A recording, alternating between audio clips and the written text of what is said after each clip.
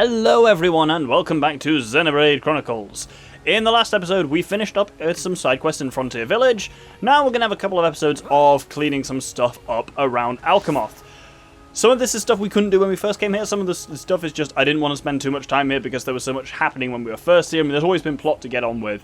Now it's a bit of a problem with this game of that it never feels like there's a really good bit of downtime for side quests, but now is probably one of the big ones, especially because there's about to be some kind of big gameplay moments that I don't want to cut around, and also there's a fairly big chunk of time quests that expire soon. So, but I'll always flag that before that happens. This guy here, he's looking a bit down in the dumps. This is Larchen. Ugh, this pesky back. But it'll take more than that to stop me. Bionis, the pain! How may I help you? As you can see, I'm a perfectly fighting fit Imperial Guard. Is he indeed? Well, registering him triggers a quest from his mate Galdo.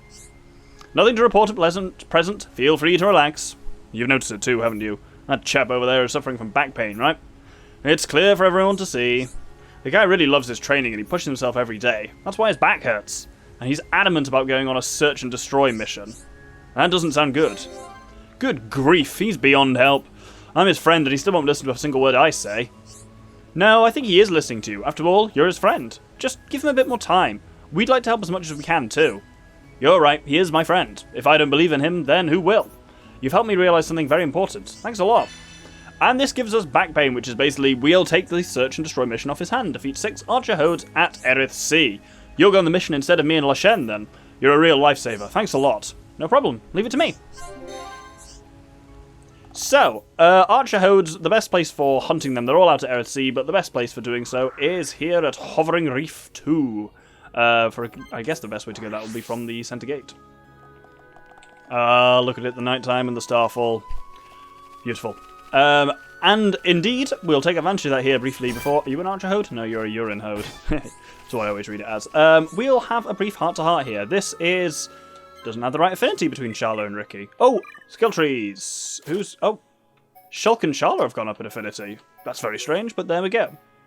Well, you can't really link anything. Can we do anything in that direction? Possibly, actually. Agility up buff and physical defense and ether defense, yeah. I'm going to rejig all of these before getting with the main quest anyway. Right, let's do some gifting. Oh, and I took a couple to get them up. Right. So this is the Flowers of Erith Sea.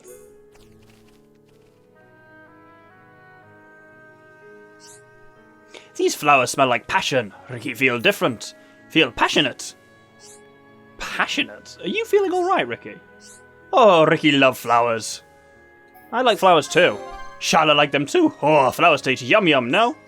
Oh, you eat them? Yes, but also give to wifey pon. It not pon custom. Ricky bring flowers home, Oka hang them on walls. So there's more to you than food after all. You're a good husband. Ricky not that good a husband. These flowers are such a lovely shade of blue, you know. I think they would suit Melia. Joe, how about you pick one for her? It could be a present. Give to Melly? She'd be so happy. Shall I have good idea? Ricky want to do good for Melly. That girl's got her head screwed on right, but it can't be easy. She's so uptight. I wish she'd just let loose once in a while. Ricky think the same. Melly nice bird lady. Hey, why don't I help you? I could look for flowers with you. I think I know what she'd like. Yay! Ricky pick flowers with Sharla. Melly will be happy. And as ever, I will do the alternative routes for that in the after show. I don't know why I said it that way. Post-credit scene. Yeah, that's what it is. There we go. We're starting to find some of the Archer Hodes here, so I will just kill 6 of these. Oh, obviously, because I needed to get them up for the heart-to-heart, Ricky and Melia have now got a skill link, so I guess I'll give them some basic stuff. Once again, I'll be shuffling all this around before we move on. Let's shuffle up the party, actually, a bit, anyway. I also realised we got a few episodes ago from doing the Mystery of Magna Runes. We got Monado Eater, and I don't think I ever actually showed it off. So, oh, the bloody Monado symbols all look the same. I'll just sort them out this moment. This is Eater! So you basically do this purple thing that I believe it... I need to remind... Ooh, Luxury Hode Wood. I don't need that anymore, but my brain's still... When I've needed something for a quest at some point, my brain's always like, ooh, with it. Remind myself what Eater actually does. Yeah, it does just it removes all their buffs and it causes bleed damage as well. So it's like I always think it might drain their health back to you. It does not. But it does just do some bleed damage. We'll really start showing this stuff off once we're actually, fighting proper enemies again, rather than just stuff for small quests like this. Anyway, I'm going to farm a couple more hodes at that point. At some point in the last couple of episodes, we seem to have got a new weapon skin for Rhine, the Northern Pike. That's kind of cool. Does look very kind of Viking. So, with the final one defeated, we can head back to Galvin, whatever he's called, and let him know we've done the mission for them. Galdo, even. I think Galvin is also a higher tier. Thank you so much for carrying out the mission in our place. I cannot thank you enough. I had a proper talk with Larshen since we last spoke. Didn't have a proper spoke with him. I told him how you were taking care of the mission for us. He finally understood how much trouble he's been causing. He even acknowledged that he had been pushing himself too hard. It's all thanks to you fine people. I'm glad everything worked out. Nice one, Shulk. Let's keep up the good work. Of course. Nothing can stop us once we get going. This is for all your trouble. Please, take it. So, that completes back pain and gives us a shitty gem. But hey, it's all towards completion. Once I've finished this batch of side quests, I'm actually going to show on the visualizers, I'm going to run through very quickly the visualizer, where we're at the moment, and just, show how much we have done since reaching the Fallen Arm. We have done an absurd number of side quests and really started filling in that visualizer, which is very cool. Right, next we need to go downstairs to this point here by the Fountain of Hope. Hope, yes. I'm finally learning which of these fountains is which. It's only taken, how the fuck long have I been playing this for? Nearly 70 hours, and I'm finally learning 2 names. There we go. So over here, they're rare, but there are a couple of them, is a Alcamoth Nopon. Some of them just live here full time. This is Nello. Hey, get back at you. When Nello passed out, T-Line helped Nello. Nello must thank him sometime. Steel'll still be lying there otherwise. That's not what I wanted. Hey, friends want Nilo? Nilo busy being depressed. Come back later. Sounds like you've got a problem. Well, Shulk, is this our cue? Yep, we should do whatever we can. Nello get drunk very quick, but Nello love drinking, so always get drunk and make big problem for buddies. But Nello hears something good. There is medicine that makes you want to drink less. Need friends to find ingredients so Nello can make it. Alcohol? I too used to have a taste for it, but I gave it up when my sister told me it was bad for me. I'd say this is a good time for you to consider quitting as well. Nello knows that. Oh, but Nello really enjoy partying with buddies. So this gives us losing the taste for alcohol, where we need to get some Paggle hot pots from Cruz Paggles and Ferris blood from Ferris in Agna Forest. Oh, friends very kind. Nello wiped here with little tipple. No problem, leave it to me. Nothing can stand in the way when me and Shulk are on the case. You just sit easy and take tight. What?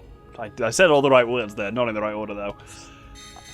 So we've got all but one Paggle hot pot, so let's just go and gather those first. Latail Shore's the best place for gathering Paggles, really.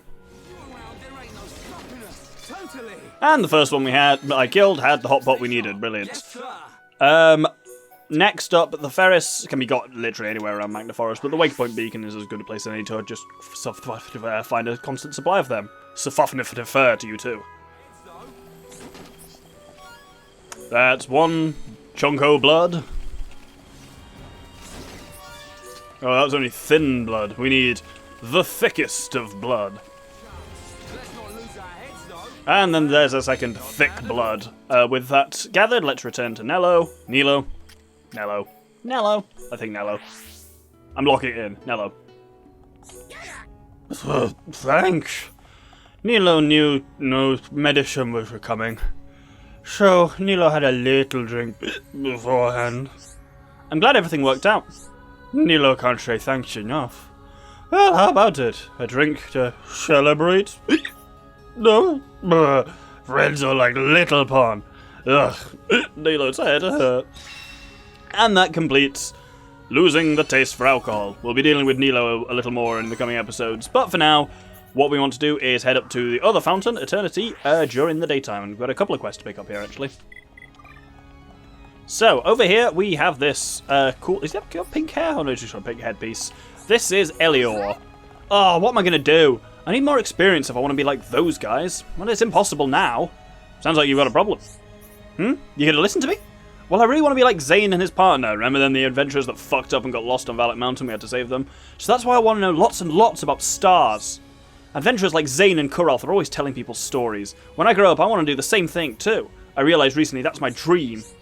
So there's someone called Muriel who knows a lot about stars, but I don't know where she is. She's not around during the day, so I think she's around at night. But I'm not allowed to go out at night time, so I don't know what to do. Oh, got it. So you want us to search for this person, right? Right, leave it to us. But we can't promise anything, okay, kid? We'll all try our best for you. Wow, you guys are really, really nice. But don't try too hard, okay? Hey, maybe if I ask my mum really nicely, she'll let me... Nah, that'll never happen. So this gives us Starlight Seeker, and our objective is to talk to Muriel. We have met Muriel before. Indeed, she was involved in... She was the one who says, like, Xeno and Korov are fucked off, and I don't think they're prepared for Valak Mountain. So we do actually know where to find her. But, before that, there is another quest to pick up here. This is a generic quest, which I did not get the first time we were here. Where she says, on my daily stroll on Arnu Shore, I saw a terrible monster. I think there's a hazard to all. Could you do something about it? Which is to defeat Lightspeed Sonid in the area of Arnu Shore. I didn't do this when we were first here for two reasons. First off, Arnu Shore... So Arnu Shore is the bit that's like, over here. That's a bit of a bugger to get to, and nothing took me out that way. And also, Lightspeed Sonid is an absolute bastard. We're high enough level to handle him now pretty easily. But he's fucking hard to beat when you first get to Alcamoth. And so I just kind of didn't do it. I'd put him off for a while. But this quest eventually is going to lead us to... exactly to Arnu Shore anyway, so now is a good chance as a good chance as any even, to grab Lightspeed Sonid while we're there. Muriel is around about up here, but as Elior said, only at night time. Shit. Oh yeah, she's at the other pond. This is the problem with all of Alcamoth being fucking symmetrical. I always end up going to the wrong places. Remember this person for later as well, Talia. We'll be dealing with her later in this episode. But for now, our goal is Muriel. Why, hello there. Can I help you with something? General Kenobi. I see. A boy wishes to study the stars. An honest interest in the stars. This boy sounds very promising. He will need a telescope if he is to deepen his knowledge. But sadly, I only have the one telescope myself. I could make him one if you can get me the materials. All I need is some silver X plates. I do hope you'll help. Oh, well, that's annoying. we've got the silver X plates. So the silver X plates are what's going to take us to Arnu Shore, because Arnu Shore is a good place to get to defeat X. And Lightspeed Sonid is also, in fact, an X. So can also has a pretty good high chance of dropping the silver X plates. But we've already got them, so I guess I just need to make a trip out here for fun. You don't go from here, do you? You go from the tomb. That's the other reason why it's a bit annoying to get to when you first get to Alcamoth, because it's a lot more annoying to get there from Alcamoth than from the tomb, where we can just go up and then swim towards that little hole and up onto, because it needs to be the cliff, like the upper level of Arnu Shore, which is where Lightspeed Sonid is. Editing magic. So you may remember from, what's it called? From Magna Forest, there was Breezy Zolos, who we were only just able to beat. This is a much harder version of that, so it's one of these X that has a really evil counter spike that is basically constantly active. And so I just have to have Shulk and Dunban as our two kind of big hard hitters, and I just need to focus with Shulk on as soon as its spike comes back up, purging it. At this level of difference, it's absolutely fine. But yeah, it's level 44, and we were like level 37 or 8, I think, when we first got to Alcamoth, so no chance there. Well, let's finish it off with a chain attack. Brilliant. That defeats Lightspeed Sonid, and because it's a generic quest, we don't need to turn it in, it's just done. So let's return these silver X plates to Muriel. Good job indeed, Dunban, I quite agree. Yeah, it's almost guaranteed that this will drop a silver X plate as well, which is nice. Right, back to Muriel. Impressive. Everything they say about you is true. Such efficiency. Thank you kindly. Right, I'll get started on making the telescope right away. Good timing. It's done. Please give it to the boy. I'm sure he'll be thrilled. And we get Muriel's telescope, and indeed need to take it back to Elior, who is of course around at the Fountain of Eternity in the daytime.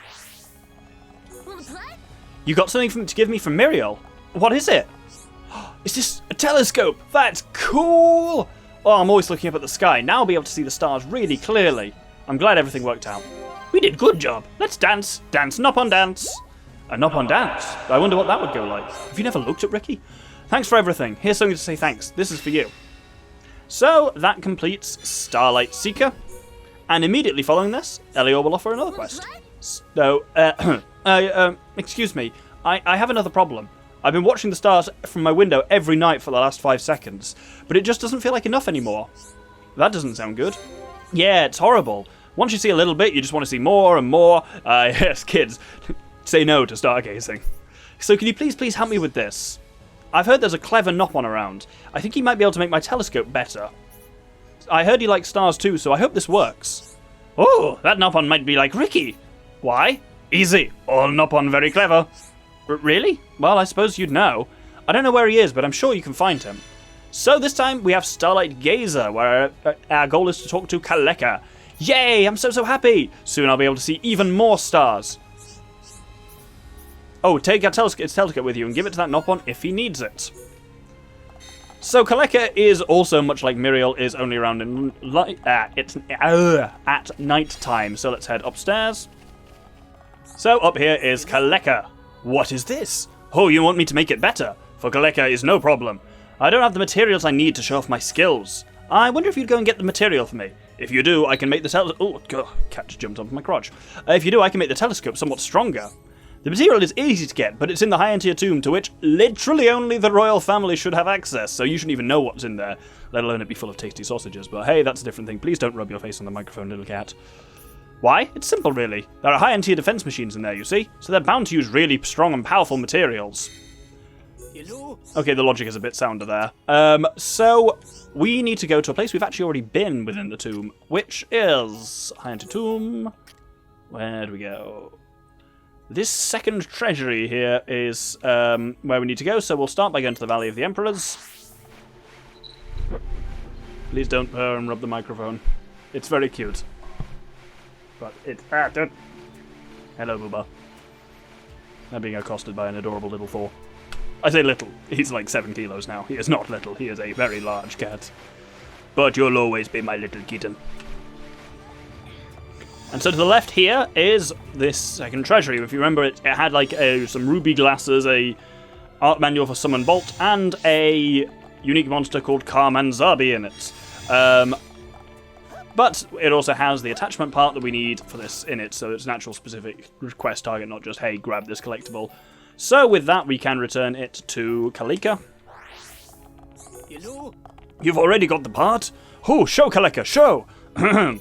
Show it to me, if you would.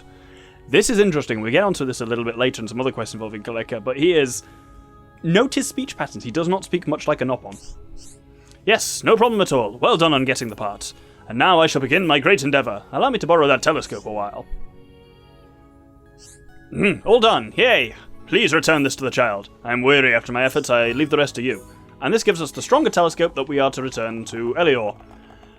Yeah, basically, you see this with some of the Alcamoth Nopons that have been long-term residents here, especially for a couple of generations, in the case that we find out later that Kaleka has.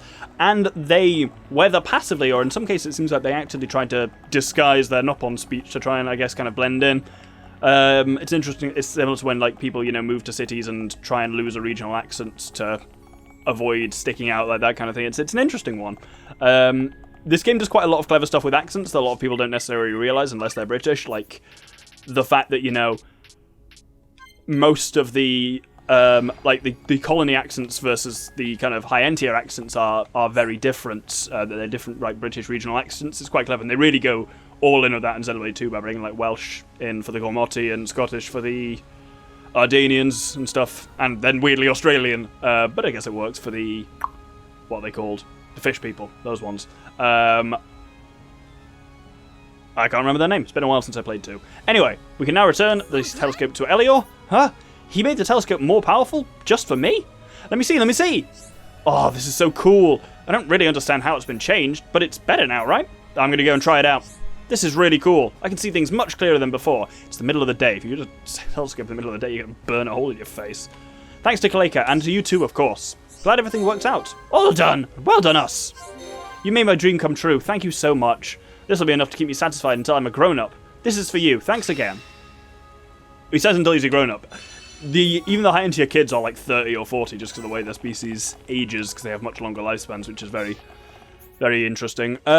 With that, we have one final quest to do this episode, which is up here at nighttime. Oh, that's not an angle that I wanted. So, I said we'd be speaking to this woman later. This is Talia. We've had some dealings with her because we helped some colleagues of hers to build a deciphering machine, if you remember back a couple of episodes ago. She is now continuing with that work. Me. So, let me guess. You're the travellers that everyone in town is talking about, right? I've heard all about you from Professor Naroth and Ruthan. Those are the two we built the deciphering machine with. I am on the same research team as those two, you see. They talk about you quite a bit. I should go to the Place of Judgment in Satoral Marsh. Perhaps I will make a major discovery about our history. What an oddly specific vision. Wait, how do you know that I'm going to head to the site of the ruins? Yes, I'm fully aware of the potential dangers there, but do not worry, I'm making solid preparations. I've seen this before. The results of our research are finally within our grasp. Now is not the time to hesitate. Is that all? If so, I think I'll be going somewhere now. I do not wish to be disturbed, so please do not follow me. Definitely do not go to the Place of Judgment in Satoral Marsh. So, with that, of course, the objective of the quest is to go to the Place of Judgment in Satoral Marsh. So it's over, it's kind of just up here, so the best way to it is just to walk round from the glowing obelisk. And when we get to Satoral Marsh, we get a vision of Talia lying injured. Is that Gogol guarding the statue? I never expected it to be guarded. It appears that I cannot proceed with my research. Sorry, Naroth. Sorry, Ruthan. So let's head up there and try and prevent that vision from happening. So there's a lot of scary looking Gogols up there, including an indomitable Dalton. But we can just kind of dodge around all of this. Gogol seems to be the go-to very high level enemy. But fortunately the one we actually need to defeat for the quest is only level 35 dogmatic Gogol. But we can actually see Talia is over here. She hasn't been attacked yet. And she says, What? Are you saying that you actually witnessed my future, and that's why you came here to help me? Thank you very much. I'm sorry to ask, but could you eliminate that Gogol for me? I'm unable to proceed with my research as long as it's here. Not part of the quest, you don't need to trigger that conversation, but you can. Thor, don't do that. You can't make that jump. There's a microphone in the way. He did it anyway, just kicked the microphone very hard. There we go. Anyway, the dogmatic Gogol should be nice and straightforward. And with him dead, we can now get his gubs, but the main thing is we can then talk to Talia.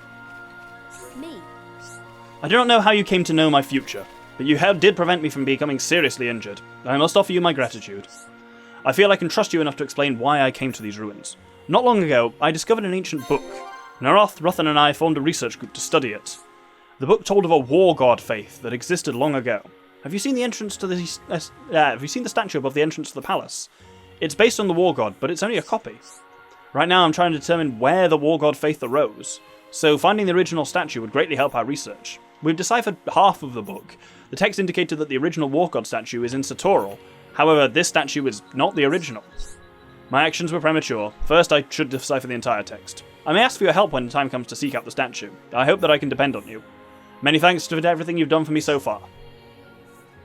And that completes Talia's research. And again, yeah, this is a whole arc that does last quite a while, but this is the most we can do on it for now. And indeed, yes, you can see this war god statue here, but this is only a replica. We don't know where the original even is.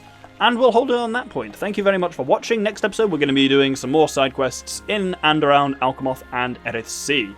Fuck off, Caterpillar. Ruining my outro. Thank you very much, and good day. Wait a moment, Ricky. Now, Ricky, I can see the glint in your eye. Don't you go making Okka jealous. Ricky, don't make Okka more jealous. Okka already jealous because friends take Ricky away from her. So you'd rather be at home with Okka? Ricky, the answer is yes. Ricky no Melly is bird lady, so Ricky and Melly will only ever be good friends. Ricky love Okka. You're a good nop-on, Ricky. Well, then I guess you're in the clear. You know, Melly really does think of you as a dear friend. Ricky want to make Melly proud. Ricky show Melly true hero-pon. I'm sure you will. Just don't forget you're doing all of this for Okka. You are getting on a bit. Charla, that is called ageism. Not good, Charla. I apologise, Ricky. I didn't mean to say that out loud. Nopon all love flowers. Ricky and Nopon eat them. Wait, you eat them? So you wouldn't want to put them as a gift to put on the mantelpiece? No, only Nopon women like flower as gift. Ricky pick own flowers. If Ricky can't eat it, Ricky not interested. Somehow I knew you'd say that. You especially like eating pollen food, right? I heard you have a pollen factory that makes cakes in your village. Ricky love eating pollen cakes. Charla want pollen cakes? Me? I'd like to try one. They're those strange little cakes, right? All shiny and glowing. Yeah, I'd love to try one. Oh, Ricky and Charlie go eat now. Wait, right now? Oh, sorry, Ricky, I just remembered. I've decided to give up all yellow-coloured foods, let's say. It's a girl thing. You wouldn't understand. Oh, no problem, Charla. Pollen cakes come in all different colours. Any colour is a no-no. It has to have no colour at all. But you know what? I heard Ryan say he wanted to try one. I'll go get him now. Wait here. Charla, Ricky, wait here, but Charla must hurry. I think I'll pass, thanks. They're called pollen cakes, but really anything could be in them. Charla, not nice. Pollen is nature's food. No additives or preservatives. Never, ever, ever. But what if I turn yellow or something? Well, I'm sorry, Ricky. I didn't mean to offend you. I'll try one later. Oh, Ricky thinks Charla lying. Well, you're wrong. I'll have one when we get back. Just watch me.